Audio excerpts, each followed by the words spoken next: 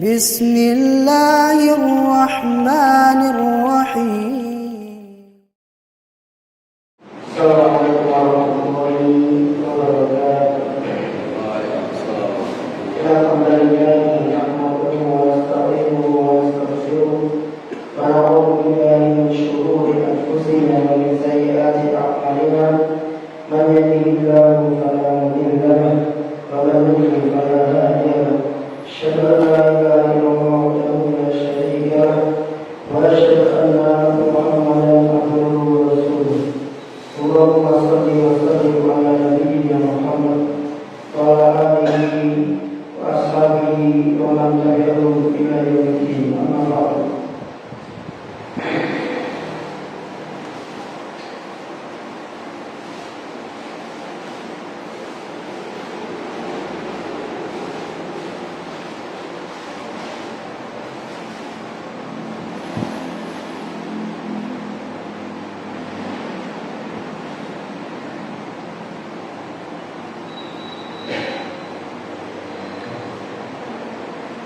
Para jemaah kembali orang Tuhan, kita lanjutkan pembahasan kita. Terakhir kemarin kita membahas pembahasan hadis yang sangat bagus sekali, di mana Rasul alaihi wasallam mengajarkan kepada kita tentang hakikat harta yang kita punya, sejatinya harta yang kita punya. Di mana Nabi SAW seperti biasa memulai pertanyaannya kepada para sahabat dan mengatakan, "Mabinna ahadun illa malu ahabbu ilaihi mimma walidayhi."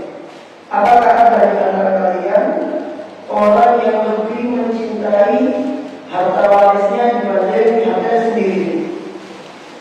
Maka para sahabat mengatakan, "Mabinna ahadun illa malu ahabbu ilaihi mimma walidayhi." Wahai Rasulullah, tidak ada di antara kami orang yang lebih cinta terhadap harta ahli warisnya. Pasti orang itu fitrahnya lebih cinta terhadap hartanya sendiri dibanding harta ahli warisnya. Jadi tidak mungkin ada orang yang lebih cinta harta ahli warisnya dibanding hartanya sendiri. Maka Rasulullah SAW menjelaskan hakikatnya. Rasul mengatakan, "I'lamu, ketahuilah, annahu laisa minkum ahadun illa malu walidayhi ahabbu ilaihi." Ketahuilah bahwasanya tidak ada di antara kalian seorang pun kecuali dia lebih mencintai harta ahli warisnya dibanding hartanya. Padahal tadi logika yang masyarakat mengatakan tidak mungkin ada seorang pun di antara kami melainkan dia pasti cinta hartanya sendiri dibanding harta orang lain. Logikanya seperti itu. Tapi Nabi SAW menjelaskan hakikatnya. Tidak, ketahuilah bahwasanya tidak ada seorang pun di antara kalian kecuali dia pasti mencintai harta orang lain dibanding hartanya sendiri. Lalu Nabi SAW memberikan pelajaran berharga kepada kita. Nabi mengatakan, "Maluka ma'aqadamta." Hartamu yang sebenarnya adalah apa yang engkau belanjakan, apa yang engkau infakkan, apa yang engkau pakai. Adapun yang engkau simpan, wa malu walidika akhfarta, dan harta ahli warismu itu adalah apa yang engkau simpan,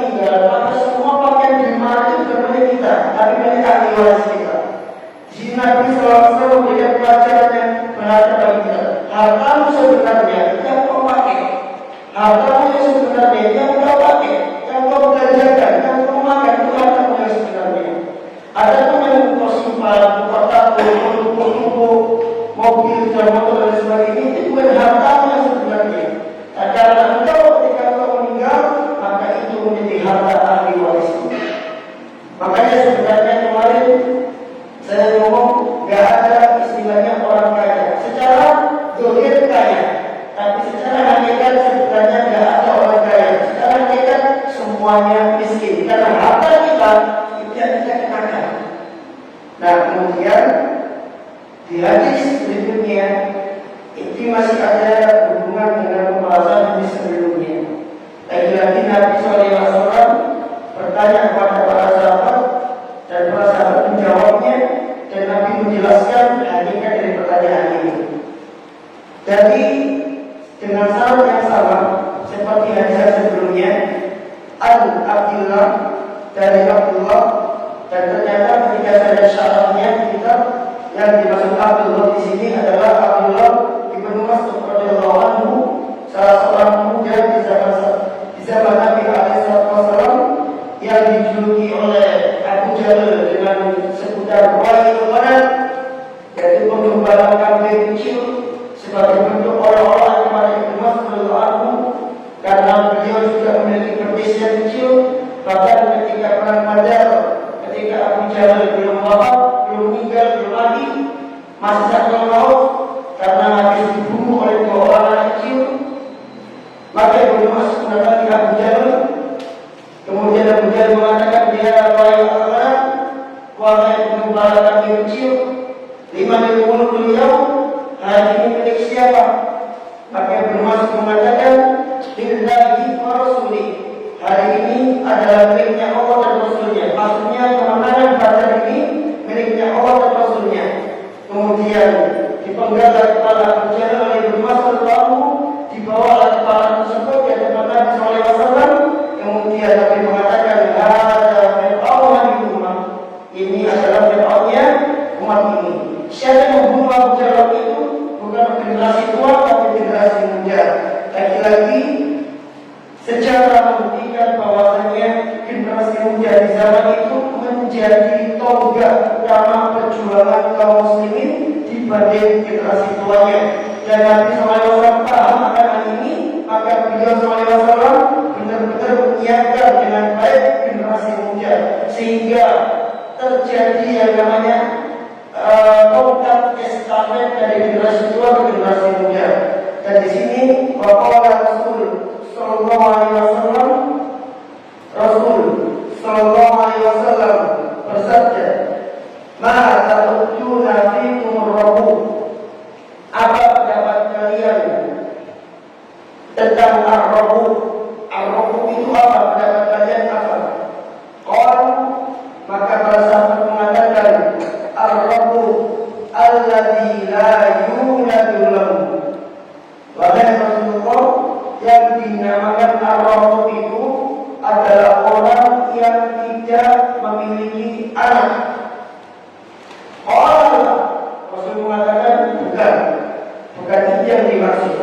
Walakin ar-raqubah, akan tetapi walakin ar-raqubah yang dinamakan ar-raqubah adalah alladzi lam yuqaddim min waladihi syai'an, yaitu orang yang sama sekali anaknya tidak tersisa. Artinya dia punya anak, tapi lam yuqaddim, anak tersebut semuanya wafat dan dia bersabar atasnya.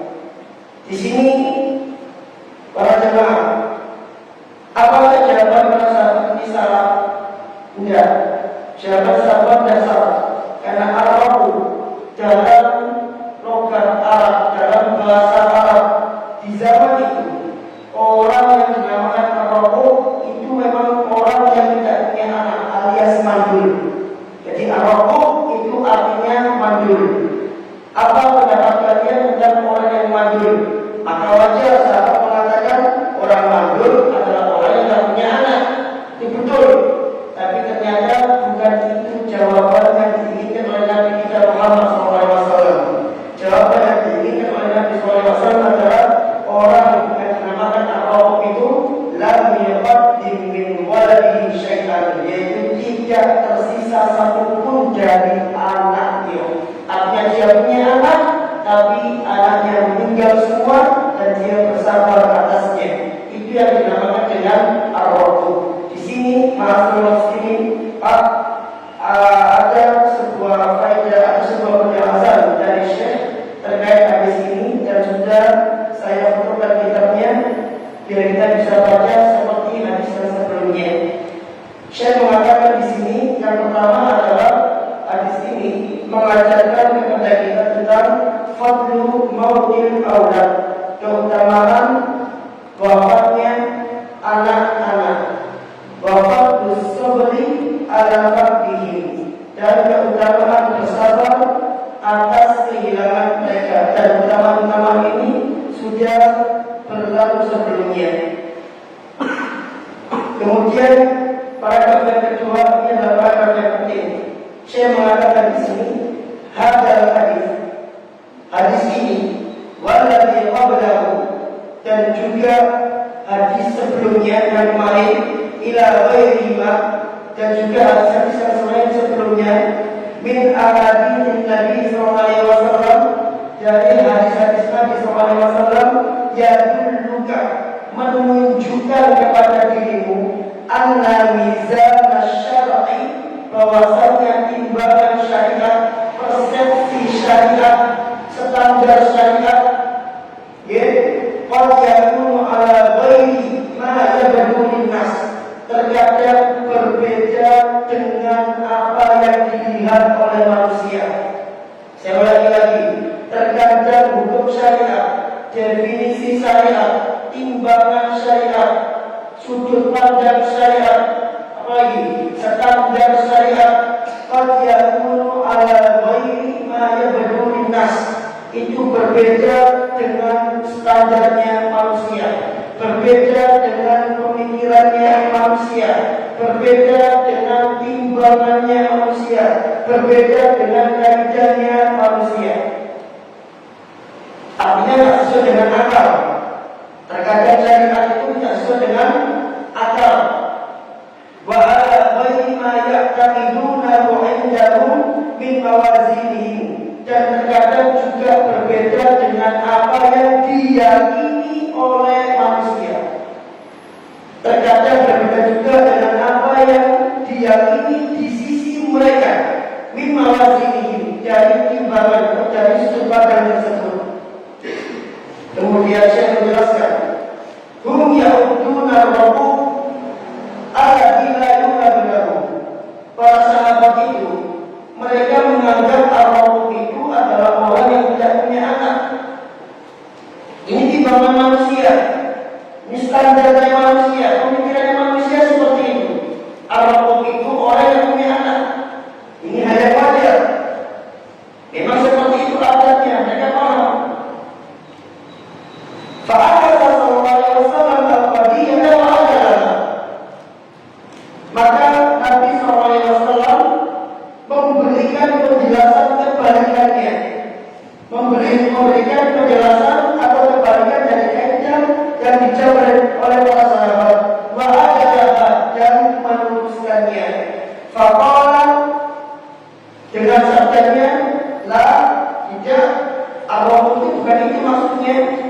Innahul ladzi lam yuqaddimu, sesungguhnya Allah itu adalah orang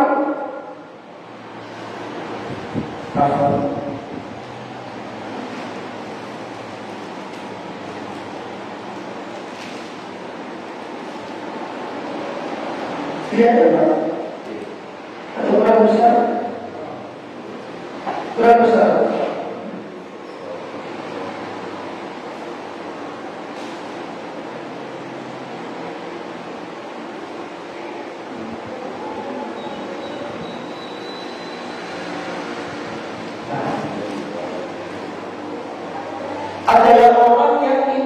Adalah orang yang anaknya tidak tersisa sedikit pun.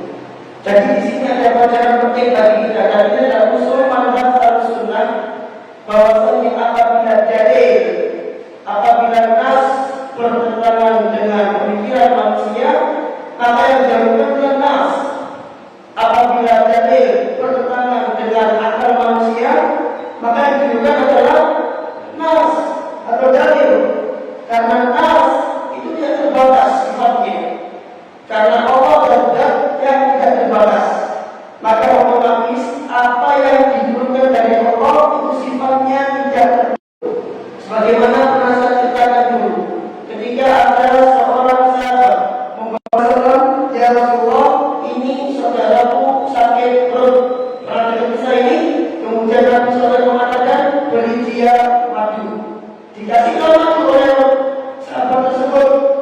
Ternyata ketika dikasih madu nggak sembuh. Kalau orang imannya jelek Pak, kita ke dokter dikasih obat dan nggak sembuh, otomatis orang ini ganti obat atau ganti dokter.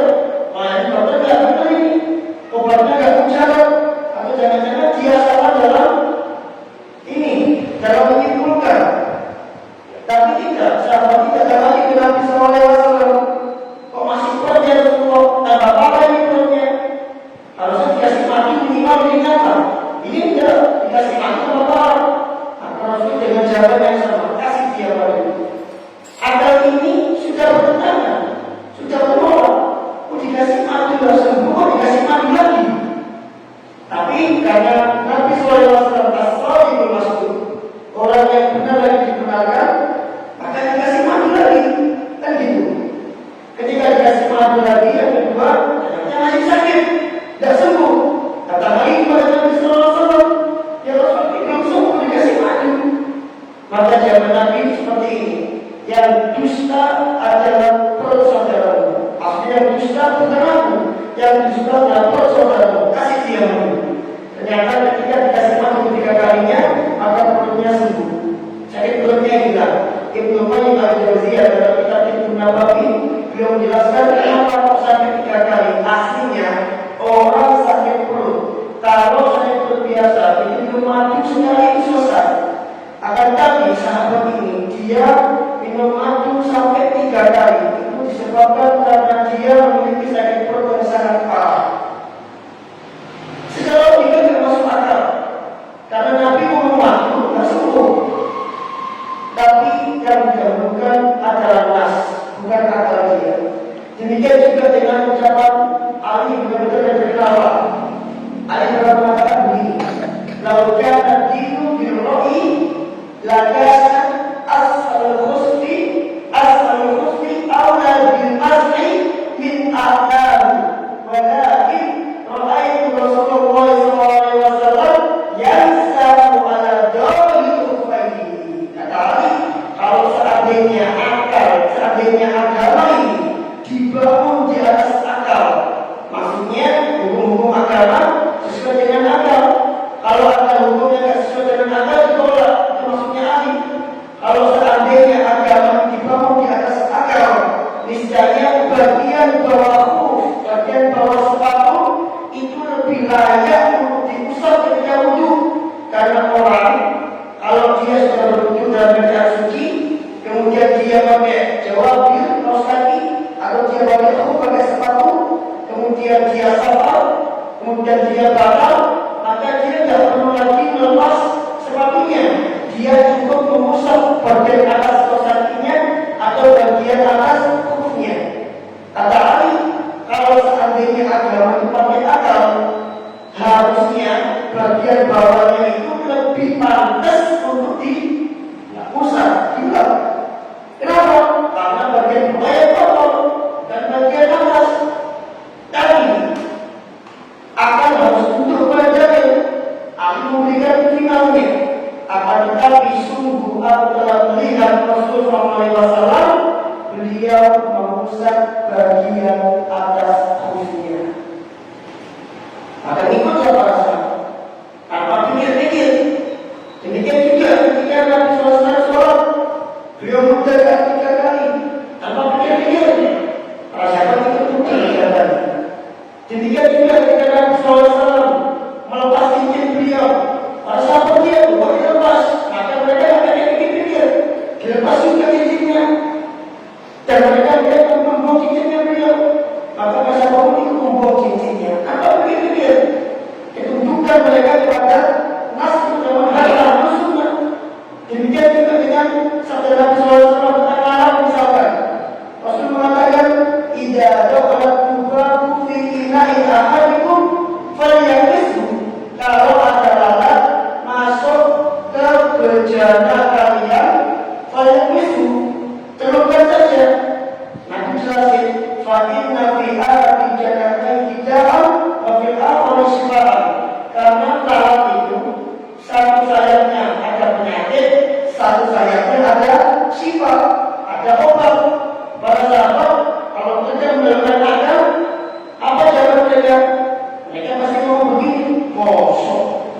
sementara.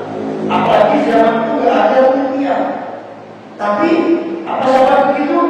Enggak. Mereka percaya karena iman mereka sudah mengajarkan kepada mereka bahwa semua yang berasal dari lisannya Nabi itu adalah al-masduq, dibenarkan.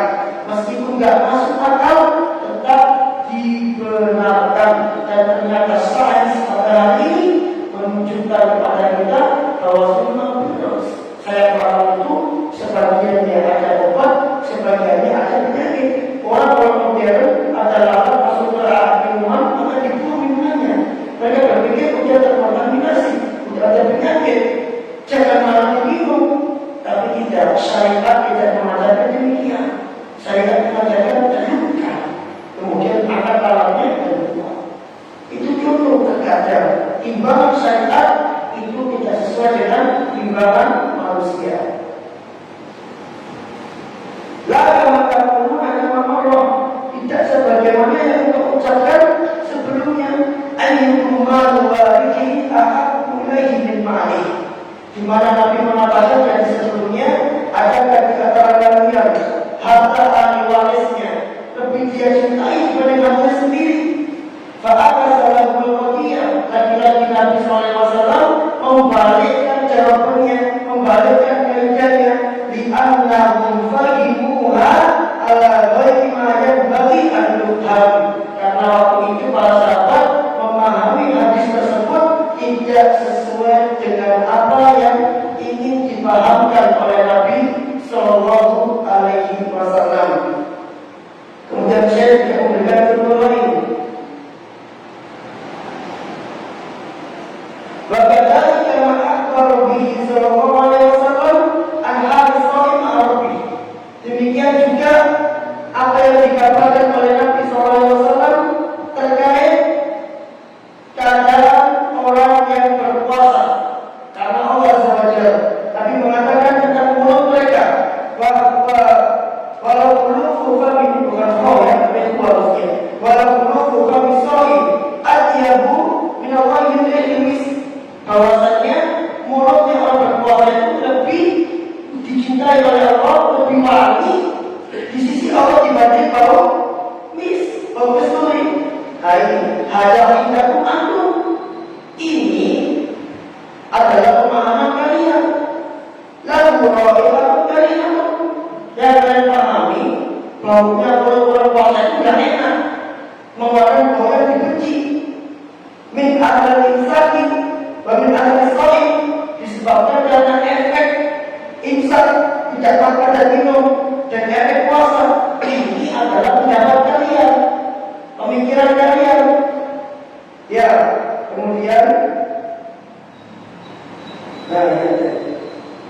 ini adalah pendapat kalian. Wa amma hadhihi rabi'atu inda Allah Ta'ala, adapun bau ini menurut Allah Ta'ala fahiya ajabu inda Allah.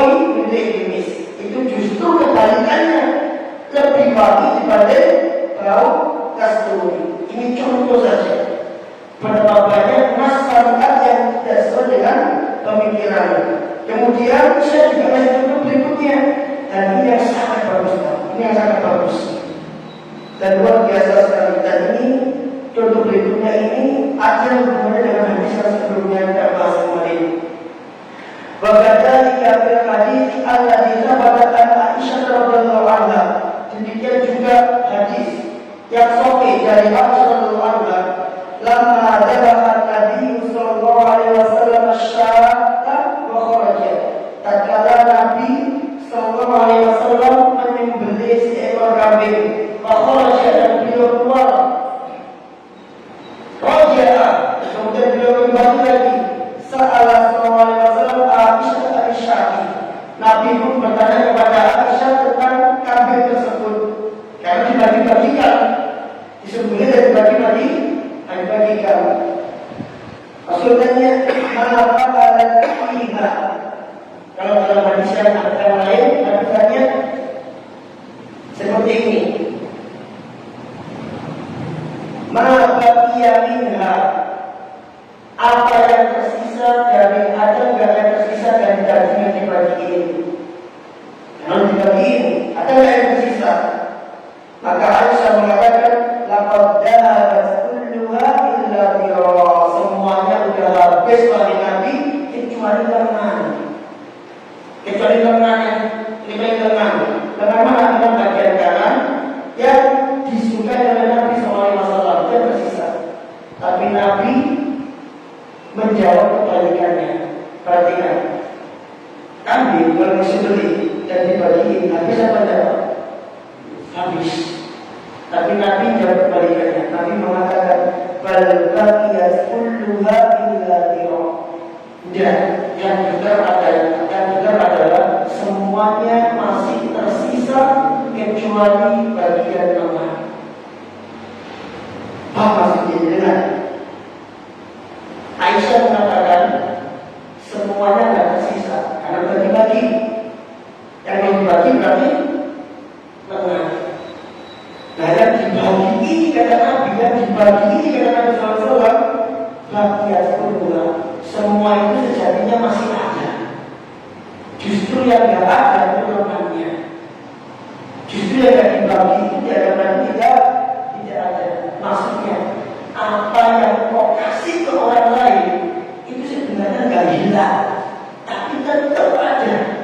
Dan yang tidak kau kasih ke orang lain itu sebenarnya akan hilang. Disalahkan jelaskan di sini. Maka sodakta bihi fahuwa baqin. Apa yang kau sedekahkan itu sejatinya masih ada dan tidak hilang. Jika kamu hilang, tapi di sisi Allah masih ada. Makanya Rasulullah SAW mengatakan dalam sebuah hadis, maka sedekah min malin. Sedekah itu sebenarnya tidak mengurangi harta. Secara hitungan mengurangi, tapi sebenarnya tetap harta, tidak mengurangi, tetap ada. Justru yang tidak disedekahkan itu akan berkurang. Apa-apa yang kau sedekahkan, syaratnya itu bahwa baqin itu masih ada.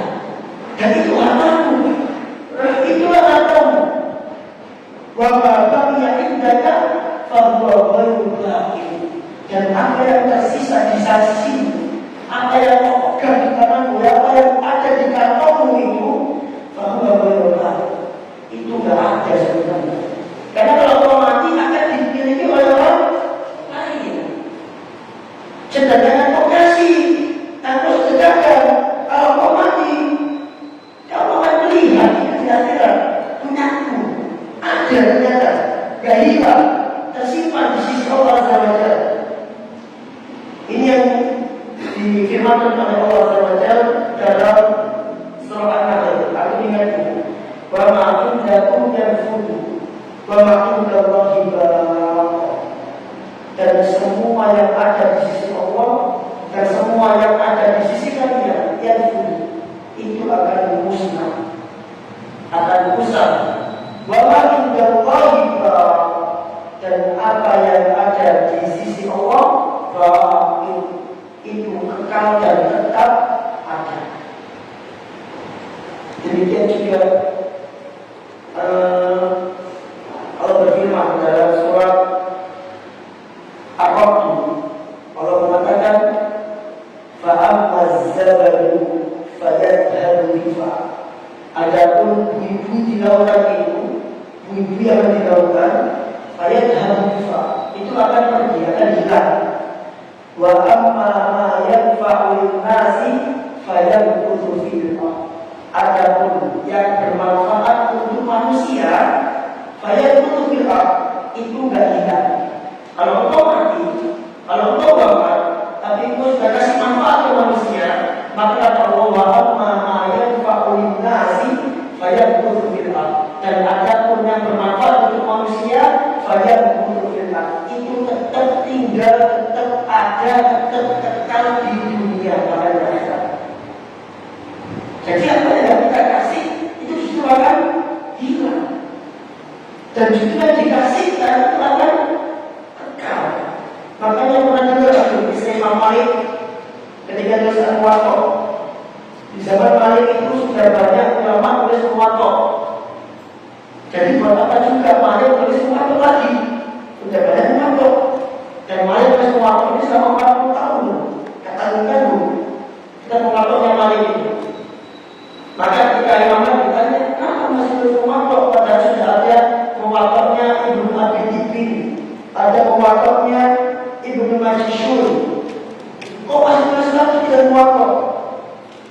Muwatta itu kenapa dinamakan muwatta? Karena kita ini disodorkan kepada 70 ulama Madinah waktu itu, dan semuanya sepakat tentang hadis semua, sehingga dinamakan muwatta yang disepakati. Kok sih ditulis? Apa kata Imam Malik? Maka nalillahi rabbina, segala sesuatu yang diniatkan untuk Allah, dikasihkan dan dari untuk Allah, bahagia itu akan tetap ada dan tetap kekal.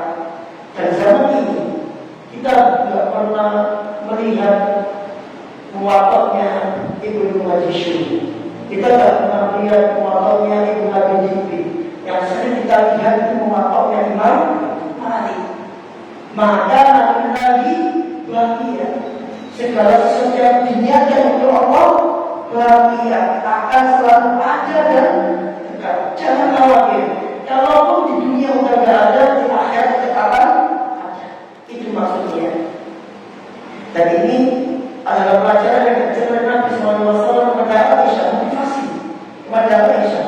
Udah, yang kau berikan itu masih tersisa, masih ada. Dan yang tersisa di luar tadi, mengatakan yang tersisa yang tidak kau berikan itu justru yang tidak ada. Fayadbaghi al-insani an yu'addila mawazinahu, maka hendaklah wajib bagi seseorang an yu'addila mawazinahu, meluruskan pandangannya, meluruskan persepsinya.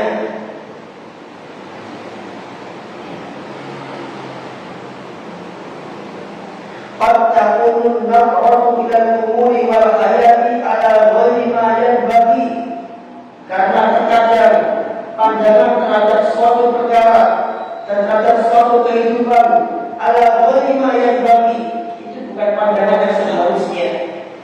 An-takuna mawazinu wal nazratu fil akhlaq, maka hendaklah pandangan tersebut sesuai dengan ini apa ya, bisyaril akhlaq, maka hendaklah pandangan tersebut dan timbangan tersebut itu sesuai dengan syariat yang mulia. Fa'al insan, maka wajib bagi seseorang an yazkura fi kulli amrin min umurihi bi kitabin wa sunnatin, maka wajib bagi seseorang untuk menyandarkan setiap urusan dia, dari semua urusan yang dia punya itu bersandar di atas Alkitab dan As-Sunnah. Kama qala salafuna, sebagaimana yang diucapkan oleh salaf kita, alaihi rahmah, semoga rahmat tercurah atasnya. Ini ucapan yang bagus, bagaimana salaf kita mengajarkan kita untuk berkaitan dengan sunnah Nabi SAW. Dan ini adalah ucapan Sufyan Al-Thawri yang dikutip oleh Al-Imam Al-Khatib Al-Baghdadi dalam kitab beliau yang berjudul Al-Jami bi Akhlaqir Rawi, yaitu kumpulan akhlak-akhlak para rawi. Sufyan Al-Thawri mengatakan, ini istafakta, kalau seandainya engkau bisa, kalau seandainya engkau mampu, Allah lakukan jildaga bidufrika, untuk tidak menggaruk kulitmu dengan kukumu, illa bi akhlaq wa sunnatin, kecuali dengan akal dan sunnah. Paham maksudnya ya? Kalau seandainya Al-Quran dan sunnah itu, akal dan sunnah itu bisa digunakan buat garuk kulit kepala, lakukan. Ini perumpamaan saja. Maksudnya dalam hal terkecil itu sandarkan kepada Al-Quran dan sunnah. Kalau memang bisa, garuk itu perlu nggak Al-Quran dan sunnah? Tak perlu. Bisa pakai kuku. Tapi ini adalah bentuk perumpamaan yang diberikan Sufyan Al-Thawri kepada kita. Kalau misalkan Al-Quran dan sunnah itu bisa digunakan buat garuk, perkara remeh, bisa digunakan buat garuk, dan kau gak perlu garuk pakai kuku, lakuin. Semua kalau bisa kembali ke Al-Quran dan sunnah atau akal para sahabat. Itu maksudnya.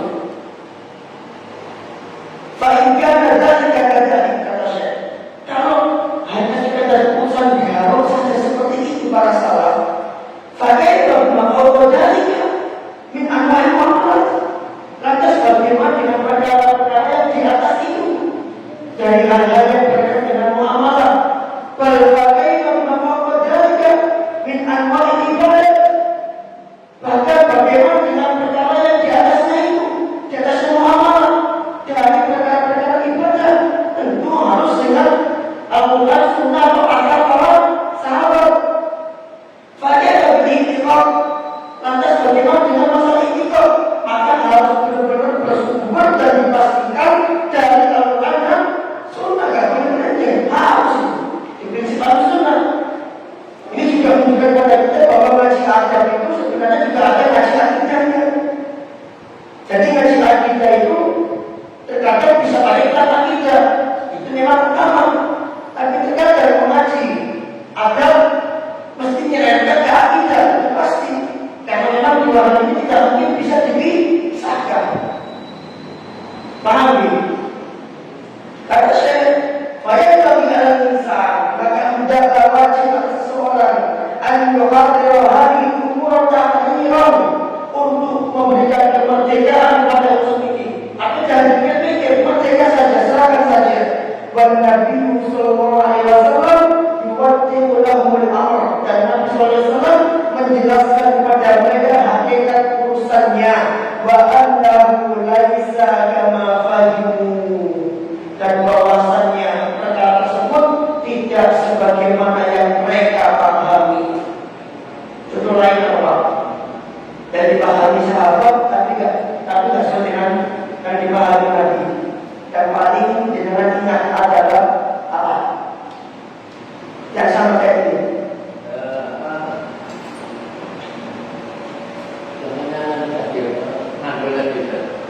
Selain yang di sini, dan dengan ingat.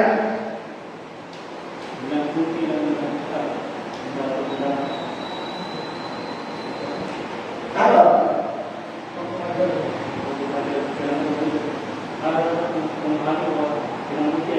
Yes, di sana itu banyak. Dan lagi saya kasih contoh ya, muflis. Ada guna atau muflis. Kalian tahu nggak muflis itu apa? Orang pabrik itu apa? Ya secara logika apa dia tadi ya pertanyaannya ini. Tapi ternyata bukan itu yang dimaksud oleh syariat, bukan itu yang dimau oleh Nabi. Aku jelasin, pabrik itu kau semua pahala di akhirat dan lu semua jadi Nabi. Jadi banyak terkadang dalil yang kita pahami tapi tidak sebagaimana dipahami oleh Nabi SAW. Ini menunjukkan bahwasanya bila ada nas dan kita tidak mampu menjawab nas tersebut, maka tindakan yang paling baik adalah menahan diri kita untuk masuk lebih dalam ke nas tersebut dan serahkan pada ahlinya. Jangan dipukul takwil, jangan dipikir-pikir, kok keliru. Karena khawatirnya apa yang kita pahami, apa yang kita takwil itu, apa yang kita simpulkan itu tidak sesuai dengan yang diinginkan oleh si pembawa nas, yaitu Nabi SAW. Khawatirnya begitu. Jadi kalau ada suatu dalil, kok susah sekali ini memahaminya, udah stop, biarin apa adanya. Kalau memang tidak bisa dipahami.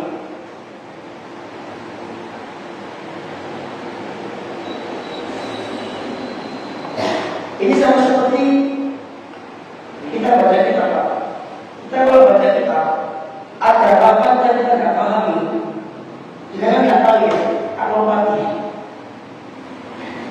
Daripada saya tak tahu tapi nanti tidak sesuai dengan apa yang diinginkan menulis kita, malah bahaya, malah doanya kita nanti, malah sesat nanti. Jadi kalau kita mempunyai terlalu kita terlalu di kitab Al-Quran, ini maksudnya apa ya? Jadi kita nggak sampaikan ke jamaah, kita nggak sampaikan itu terlalu. Sambil nanti tanya kepada yang lebih ahli, Ustaz ini maksudnya apa? Yang maksudnya sih apa seperti itu? Dan terakhir, ini sama seperti bagian atasnya. Dan dengan hadis yang sama dari riwayat Ibnu Mas'ud radhiyallahu anhu, Nabi bertanya kepada para sahabat alaihi salatu wasallam, "Ma ta'uduna fikum as-surah?" Bagaimana pendapat kalian? Apa yang kalian ketahui tentang jagoan, orang yang jago, orang yang pemberani? Apa kata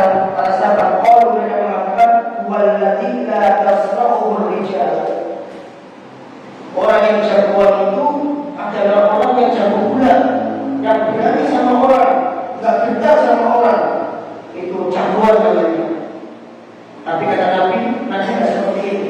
Nabi tidak dijawab seperti itu. Nabi mengatakan bukan itu maksudnya. Walakin nasurra alladhi yamliku nafsahu indal ghadab. Tapi yang namanya jagoan, yang namanya orang yang kuat, itu bukan orang yang berbanding orang, bukan yang tentang sama orang lain, bukan. Orang yang kuat itu alladhi yamliku nafsahu, yang berhasil menguasai dirinya, yang berhasil menguasai hawa nafsunya, berhasil menguasai amarahnya indal ghadab. Ketika marah, itu yang masuk mereka. Hakikatnya seperti itu. Nah, ini ada penjelasannya, yaitu terkait kesabaran.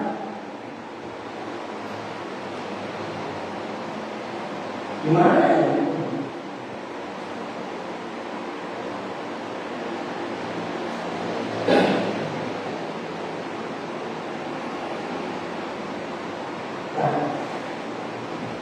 Di sini beliau menjelaskan tentang keutamaan sabar, menahan marah, bahwa marah itu bisa ditolak, dilawan dengan kesabaran yang indah, kesabaran yang cantik. Dan di dalam kesabaran itu kata Syekh, itu ada dampak yang teruji. Kadang-kadang orang yang marah itu dia mengeluarkan hukuman. Kadang hukuman yang disebabkan karena marah itu bisa menyerahkan orang lain, bahkan bisa mengakibatkan luka. Maka dalam sabar ini ada keutamaan, dan saya menunjukkan kepada kita biar dengan juga biar kita punya. Kalau sebetulnya dengan hanya tahu sabar bagi tiga ini. Nah sekarang saya menunjukkan kenapa kadang-kadang orang itu Pak, semakin banyak indera yang digunakan untuk belajar, maka dia akan makin ingat. Itu nih, orang menggunakan indera tiganya saja atau melihat, dengan orang yang menggunakan mata dan telinga untuk belajar, maka kekuatan ilmunya itu lebih kuat dengan melihat dan mendengar. Apalagi kalau lagi mencatat lebih kuat lagi. Nah, sebenarnya di sini akan dengan ingat baik-baik. Di sini saya mengatakan sabar dan tiga harus ingat. Yang pertama adalah sabrun ala akhirah, sabar di atas ketaatan kepada Allah. Contohnya, fayaqalha fi awqatiha, maka dia melakukan ketaatan itu tepat waktu. Loh, enggak telat, tepat waktu. Kalau dia terlambat, maka pastikan ada turunnya. Wa ala kayfiyatiha asy-syar'iyyah, melakukannya sesuai dengan tata cara sesuai syariat. Wa fi muqaddimatiha iqamatul faraid mafruḍah, dan pada permulaannya tujuannya niatnya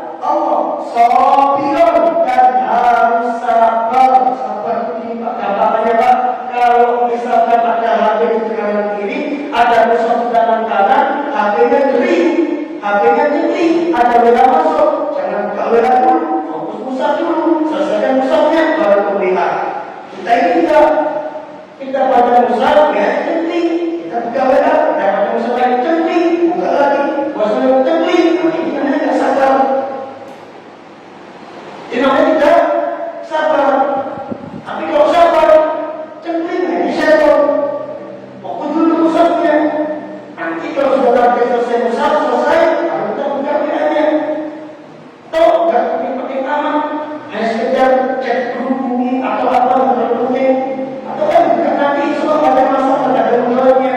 Kok saya bisa ngomong begini? Saya ngakoni soalnya mata. Saya tulis, maka saya tulis. Kata saya ini mata saya bisa sendiri, susah sekali. Sampai terciptakan itu susah sendiri gitu Pak. Sabirun, sabar. Alama yang minta apa masyarakat atas apa? Atas kelelahan dan kesulitan yang dia dapati dalam ibadah. Sabar. Jadi akan sabar, ada masyarakatnya, ada taatnya. Itu nih. Berbakti pada orang tua yang untuk 70 tahun, sabar. Ada masyarakatnya, ada taatnya. Taatnya berarti capek. Capek. Berarti orang surga itu capek apa enggak? Capek apa Pak? Capek memang ini. Orang yang neraka juga capek, orang surga juga capek. Tinggal pada lihat capeknya kemana, capeknya di surga atau di neraka. Orang ketemu malam capeknya apa? Mungkin terus capek Pak. Mungkinnya apa? Keluar dari malam kepal. Sampai siangnya tidur malamnya mulai capek dan bagi dia. Tapi capeknya di neraka. Orang dari dunia tapi nggak capek. Tapi dunia itu mubah, harus niatkan untuk Allah dan takwa untuk Allah. Jangan sampai untuk menumpuk harta dan dunia. Jangan. Nanti capeknya akan membawa ke surga. Karena Allah berkata al-Wadhi berbulan ayat di dunia dan akhirat. Apakah lebih itu dalam dunia dibanding akhirat? Dunia itu juga mubah. Gak ada di dunia ini sesuatu yang gak capek Pak. Semuanya capek. Ayo dunia saya, apa yang gak capek dunia ini? Semuanya capek. Makanya Imam Ahmad mengatakan apa? Katanya mata roha. Kapan istirahat? Imam Ahmad istirahat kapan? Jawaban Imam Ahmad apa? Ketika kaki itu sudah nginjek di surga, baru gak capek. Dan kalau di dunia udah capek, capeknya neraka. Maka di kubur itu malah lebih capek lagi. Tapi waktu dunia kita capek jaga arah surga Pak. Maka kubur itu menjadi tempat peristirahatan. Terus gimana ya kita capek? Dunia kita capek. Jangan dulu, capek-capek aja Pak. Yang penting capeknya ke surga. Makanya Pak, wah ini masih ada 2, saya ada 3 Pak. Masih lama. Waktunya sudah mulai siang, kita akhiri dulu. Dan mulai 3 mungkin bisa lanjut ke minggu depan insyaAllah. Masih asik pembahasannya. Kemudian ini hadis yang terakhir di bab ini. Ya saya mau kasih tahu juga apa hubungannya Ustaz hadis ini dengan bab di mana Imam Bukhari mengatakan keutamaan orang yang anaknya ke kuburan. Apa hubungannya dengan hadis ini? Hadis ini tidak ada hubungannya dengan kuburan, tidak ada hubungannya dengan anak, tidak ada hubungannya. Tapi ada faedahnya. Faedahnya apa? Orang yang ke kuburan Pak, orang yang meninggal anaknya, secara hakikatnya dia memahami ini adalah takdir jelek bagi dia. Itu yang dia pahami. Tapi terkadang apa yang dia pahami itu tidak sesuai dengan apa yang dikehendaki oleh Allah. Bisa jadi wafatnya anak tersebut atau kuburan janin tersebut itu justru Allah ingin menghadirkan kebaikan untuk dia. Sama seperti hadis ini tadi itu.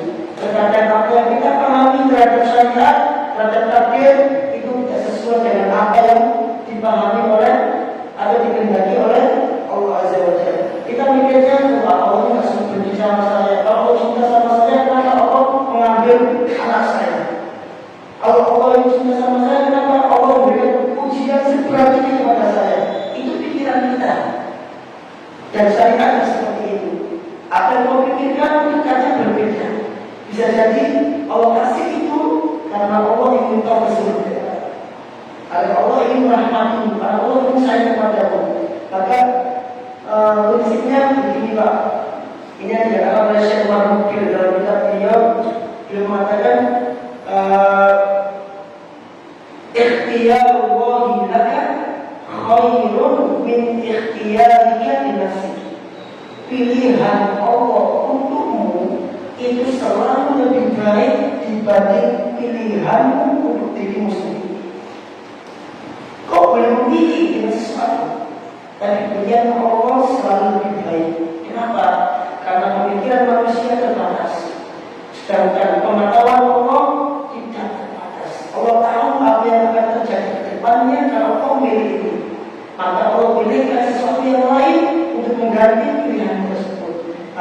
bahwasanya ikhtiyarullah laka khairun min ikhtiyarika li nafsik.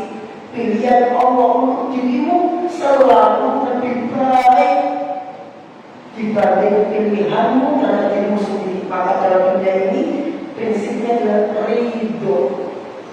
Karena semua yang Allah takdirkan ada takdir baik, takdir buruk ya kan. Tapi hakikat semua takdir ini adalah baik. Alhamdulillah, alhamdulillah sudah selesai. Ada yang mau tanya? Tipis-tipis. Tidak ada. Stop. Ceritanya tidak ada. Tapi sudah panjang dan jelas tentang lagi. Busna, Pak Selamat. Assalamualaikum. Ya, betul. Alhamdulillah. Pas berarti dan untuk majelis kita semoga bermanfaat dan ingat prinsip-prinsip tadi itu dan dipakai untuk kehidupan kita seterusnya. Subhanallah wa bihamdika asyhadu an la ilaha illa